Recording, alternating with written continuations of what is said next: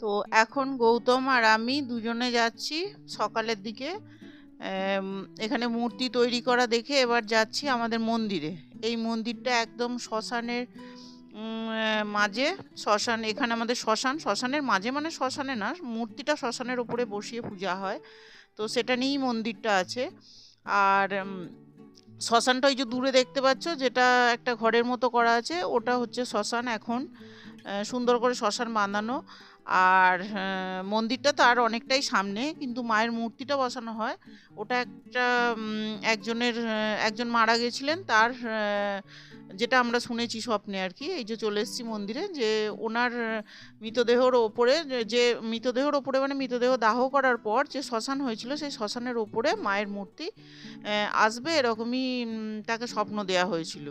তো সেই থেকেই আমাদের এই রক্ষাকালী পূজার, আমাদের গ্রামকে রক্ষা করেন মা সব সময়, সমস্ত বিপদ আপদ সব রকম বিপদ থেকে উনি রক্ষা করেন। তো দেখো লেখাই আছে রক্ষাকালী মন্দির। তো এখন সাজানোর প্রস্তুতি চলছে জোর কদমে। সন্ধেবেলায় রাত্রি 12টার পর পূজা। আর দেখো এইখানটা ফুল দিয়ে সাজিয়ে দিয়েছে। এখানটাতে পাঁঠা চোট হয়, পাঁঠা বলি হয়। আর দেখো চারদিকে ব্যারিকেড করে দিয়েছে, যাতে রাত্রে মানুষজন, প্রচুর লক্ষাধিক মানুষ হয়, তো সেই মানুষজন যাতে ভালোভাবে সুস্থভাবে বসতে পারে সেই জন্য। আর দেখো এখানে খুব সুন্দর, মন্দিরের পাশে এত সুন্দর ফুলের গাছ লাগানো হয়েছে। দেখো গাঁদা গাছগুলো, যদিও কালকে খুব বৃষ্টি হওয়ার জন্য একটু ফুলগুলো নষ্ট হয়ে গেছে, কিন্তু তাতেও এত ভালো লাগছে। জারবেরাগুলো দেখো, জারবেরা, গাঁদা, আর তোমার প্রচুর জবা ফুলের গাছ, বিভিন্ন ধরনের জবা ফুল।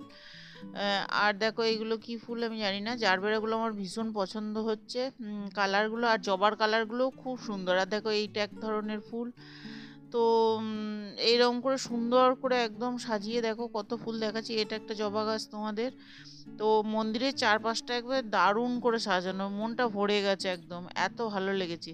যদিও ফুলগুলো আরও ছিল, কালকে বৃষ্টি হওয়াতে একটু ইয়ে হয়ে গেছে, নষ্ট হয়ে গেছে। তো তাতেও কিন্তু এত ফুল একসঙ্গে দেখে ভীষণ ভালো লাগছে। আর দেখো আমি আর গৌতম এখানে ঘুরে বেড়াচ্ছি, আর অনেক অচেনা মানুষের সঙ্গে আজকে দেখা হচ্ছে। অচেনা নয়, মানে চেনা মানুষ অনেক দিন পর দেখছি আর কি। তো খুব ভালো লাগছে। আর দেখো মায়ের এটা পুকুর, পুকুরটা ওই দিকেও গাছ আছে, আর মেলাও বসেছে প্রচুর। তো এখনকার মতো ভিডিওটা এটাই শেষ করছি, আজকের মতো টাটা।